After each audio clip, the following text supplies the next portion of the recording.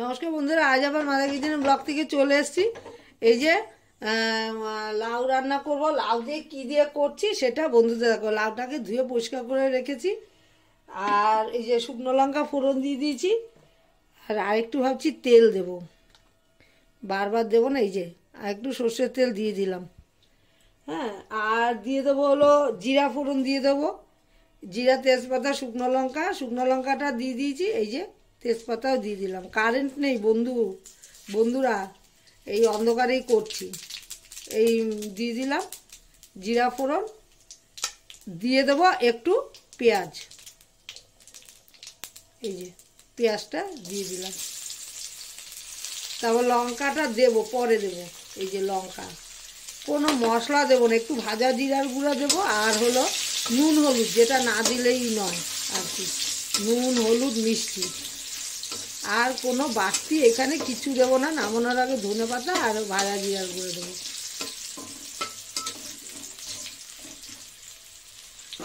এই যে আমার পেঁয়াজটা অনেকটাই ভাজা হয়ে গেছে, দিয়ে দেবো হলো অন্ধকার, পুরো কারেন্ট চলে গেছে।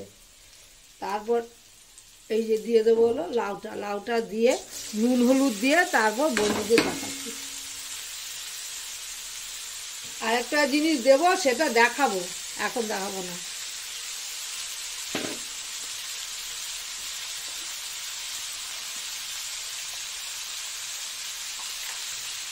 অনেকে মজে গেলে নুনটা দেয়, আমি আগেই নুন দেবো।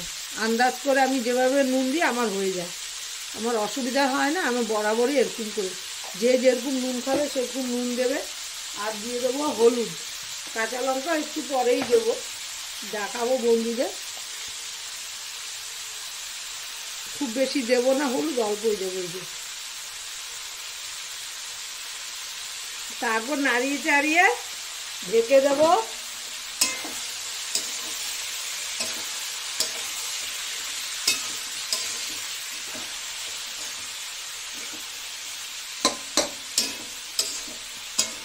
আমি কিন্তু ভাপিয়ে নিইনি, কারণ একদম সরু সরু করে কেটেছি। এবার ঢেকে দেবো, পরে আবার দেখাচ্ছি। দিয়ে দিচ্ছি কাঁচা লঙ্কা। এই যে লাউ বেশি ঝাল হলে ভালো লাগে না, ঝালও হবে না বেশি মিষ্টিও হবে না। এবার ঢেকে দিচ্ছি, আবার পরে দেখাবো।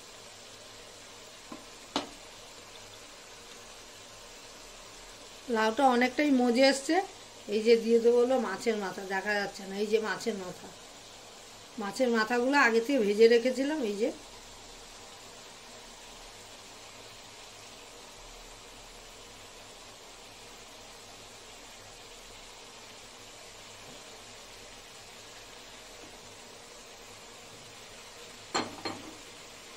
মাছের মাথাগুলো দিয়ে দিলাম, এখন দেখা যাচ্ছে দিয়ে দিলাম।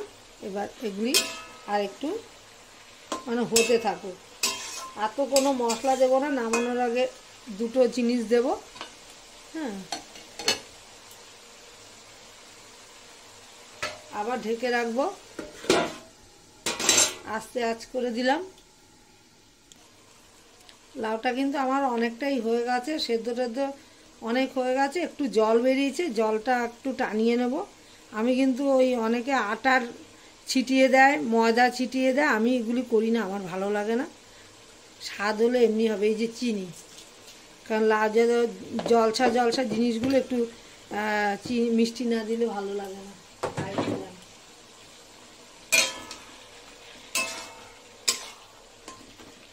জলটা একটু আঁচটা বাড়িয়ে দিয়েছি গ্যাসের, কারণ জলটা শুকিয়ে নেব। শুকিয়ে নিয়ে তারপর দিয়ে দেবো ধনেপাতা, দিয়ে দেবো একটু ভাজা জিরা গুঁড়া দিয়ে দেবো।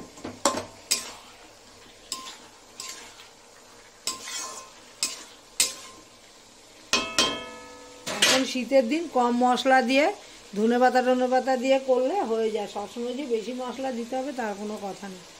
আমার আবার পরে দিচ্ছি। দেখ, লাউ দিয়ে আমার মাছের মাথাটা হয়ে গেছে। এই যে জল সব শুকিয়ে গেছে। আর এই যে দিয়ে দেবো হলো ধনেপাতা দিয়ে দেবো।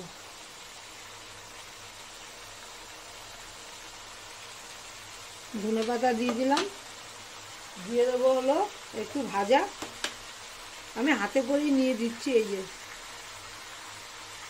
আমি আর চামচ ইউজ করলাম না। এই দিয়ে দিলাম। আমার লাউ মাছের মাথা দিয়ে হয়ে গেছে। দেখুন দেখতে তো দারুণ হয়েছে। আমার মতো একবার করে ফেলতে পারেন বন্ধুরা। হ্যাঁ, ভালোই লাগবে। ভালো লাগলে লাইক শেয়ার কমেন্ট করবেন, সাবস্ক্রাইব করতে একদমই ভুলবেন না। আমি যখন যেটা রান্না করব একদম অতীব সাধারণ রান্না।